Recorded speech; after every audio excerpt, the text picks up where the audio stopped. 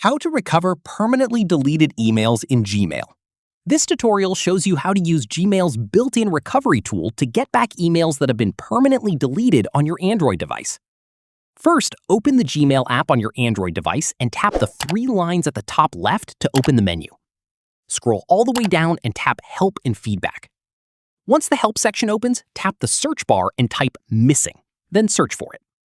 The first result should be Gmail messages are missing. Tap on it.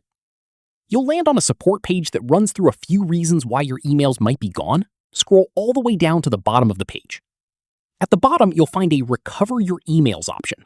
This is a dedicated tool Gmail provides for situations where emails have been permanently deleted, including cases where an account has been compromised and a hacker wiped your inbox. Tap Recover Your Emails. Make sure the correct email address is showing, then tap Continue to submit the recovery request. Keep in mind, this tool can only attempt to recover emails deleted within the last 30 days. Anything beyond that window is gone for good, so the sooner you act, the better your chances of getting them back.